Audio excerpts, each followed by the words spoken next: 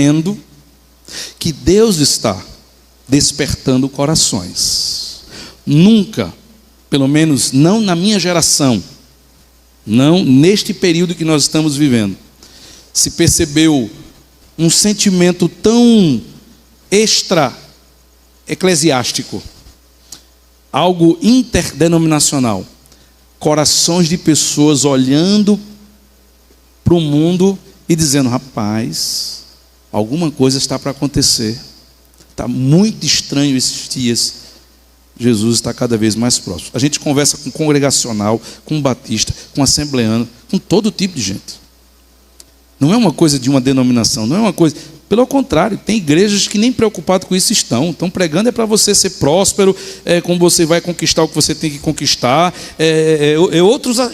outras temáticas. Mas Deus está inquietando, irmãos, um povo, no meio do povo, um povo dentro do povo. Você precisa entender, a nossa teologia sistemática nos ensina que há uma igreja visível e há uma igreja invisível dentro da igreja visível. Igreja visível, todos que dizem Senhor, Senhor. Mas Jesus disse: mas nem todos que dizem Senhor, Senhor entrará no reino dos céus. Só vai entrar no reino dos céus essa igreja invisível.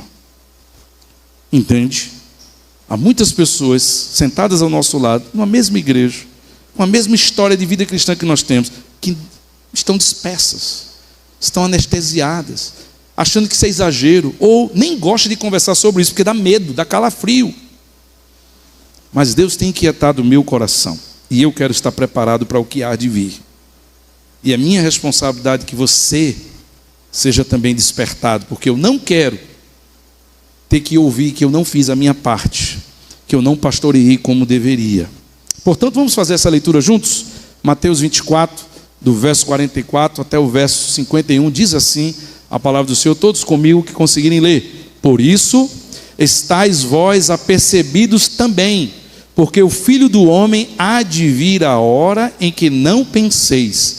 Quem é, pois, o servo fiel e prudente, que o seu Senhor constituiu sobre a sua casa para dar sustento a seu tempo? Bem-aventurado aquele servo em que o seu Senhor, quando vier, achar servindo assim. Em verdade vos digo que porá sobre todos os seus bens. Quero fazer um destaque, ainda vou continuar lendo o restante do texto, mas um destaque aqui, ó. Qual é o objetivo? Qual é a expectativa desse Senhor que escolheu um servo e deu trabalho a esse servo? Qual é a expectativa desse Senhor?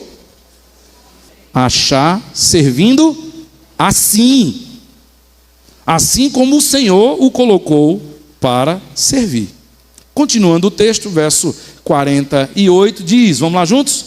Mas se aquele mau servo disser no seu coração, meu senhor se demora, e começar a espancar os seus conservos, e a comer e a beber com os ébrios, virá o senhor daquele servo num dia em que não espera, e a hora em que ele não sabe, e separá-lo e destinará a sua parte com os hipócritas, e ali haverá pranto e ranger de dentes. Qual é a preocupação desse Senhor? Há uma expectativa, o achar servindo assim. Mas qual é a preocupação desse Senhor? É que o servo dele diga, meu Senhor se demora, tenho muito tempo pela frente ainda. Desde pequeno que eu escuto isso, que Jesus vai voltar. Desde que o mundo é mundo, diz que Jesus vai voltar. Eu sei que não é você que diz isso não, você já ouviu. Eu sei que aqui ninguém tem essa coragem de tratar o assunto dessa, mas que você já ouviu, já. O texto, amados irmãos, nos apresenta que a igreja do Senhor, em nosso século, ele tem um grande perigo e um grande desafio. O texto nos apresenta que o grande perigo que a nossa igreja, que o povo de Deus hoje, em todo o mundo está passando, é o perigo da acomodação. E o dicionário define acomodação como sendo a atitude, o comportamento, o sentimento de se adaptar, relaxar, se acalmar, dar por satisfeito. Está tudo bom, está tudo tranquilo, está tudo sob controle. Esse é o grande perigo, a acomodação. O texto fala de um servo que foi nomeado pelo seu senhor, dizendo: eu vou voltar, mas trabalhe, eu espero isso de você, cuide, zele, faça a sua parte, produza, eu vou voltar. E passou-se um tempo, e muito provavelmente durante esse tempo, esse servo trabalhou e se dedicou. O texto não diz que ele foi negligente desde o início. O texto diz que ele começa bem, que ele começa focado, Iraquitã, que ele começa totalmente dedicado e fazendo aquilo que o seu senhor havia mandado, o diácono Williams. Porém, como o tempo foi demorando, o sentimento de acomodação sorrateiramente, imperceptivelmente, começou a entrar no seu coração. E quando isso aconteceu, ele mudou o foco e ele mudou a sua atitude. Qual é o grande desafio, irmãos, que Jesus está propondo nesta parábola para mim, para você, para a igreja de hoje? O nosso grande desafio é a resistência. E o que é que nós podemos entender como resistência? É a gente não se deixar seduzir pela acomodação. A acomodação é uma atitude natural. A acomodação é um sentimento inevitável. O cansaço leva a isso, o estresse leva a isso, a demanda do dia a dia leva a isso. Você não tem como evitar se acomodar, porque de todas as formas, as circunstâncias favorecem para isso. Mas você precisa resistir. É como quando a gente permite que a acomodação entre na nossa vida, irmãos, ela nos desvia dos objetivos, totalmente dos nossos objetivos, como aconteceu com ele. Verso 49 vai dizer: começou a espancar os conservos, a beber com os ébrios. Ele era para cuidar dos servos, ele era para cuidar da fazenda. Mas como ele começou a duvidar do propósito da vida dele, do objetivo de estar ali, ele começou a se desviar dos seus objetivos. E não para por aí, porque quando você deixa de fazer e deixa de viver o que Deus planejou para você, a acomodação também te faz perder as promessas de Deus. Se ele tivesse sido fiel, Deus iria lhe pôr sobre coisas maiores, é isso que diz o texto. Mas o verso 50 termina: o Senhor virá, o Senhor daquele servo e o separará e o destinará a sua parte com os hipócritas, e ali haverá choro e ranger de dentro. Resultado da acomodação, não propósito de Deus.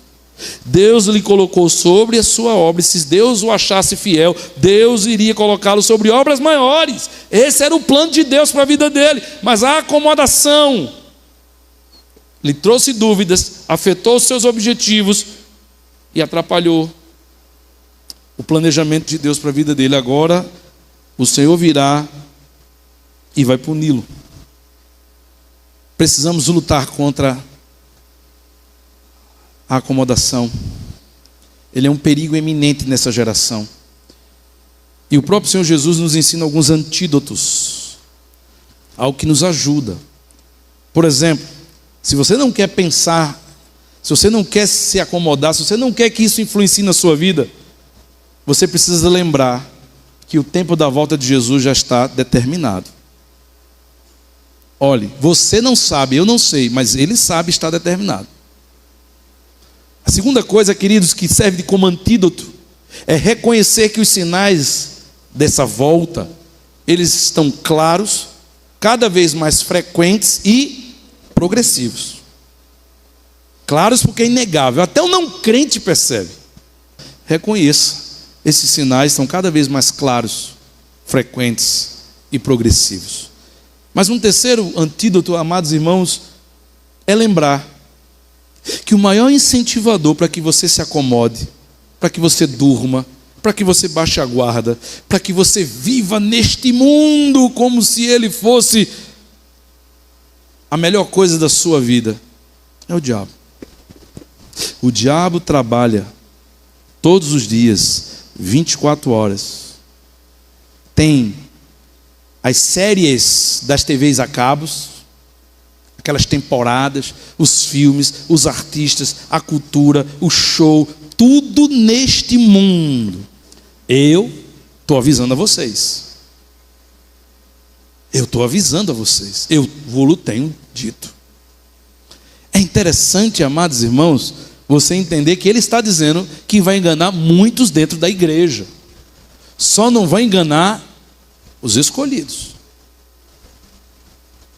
Dentro da igreja tem os escolhidos. Mas dentro da igreja tem gente que não é escolhida. Está na igreja, é crente, trocou de religião. Acomodado. Presta atenção. Jesus nos apresenta nessa parábola, irmãos, e eu quero terminar com isso. Veja. Verso 46 e o verso 47. Vamos ler? Bem-aventurado aquele servo que o seu senhor, quando vier, achar servindo, em verdade vos digo, que o porá sobre. Como é que Jesus chama esse servo que ele espera encontrar servindo? É o servo bom. Porque se aquele servo acomodado é chamado de mau, esse é o servo bom, é o bem-aventurado. Esse é o nosso desafio, irmãos. É o meu e o seu desafio. Todos os dias, o nosso desafio é amanhecer e dormir, de segunda a segunda, porque no domingo é fácil, de segunda a segunda. Servo bom. O Senhor nos achar servindo assim.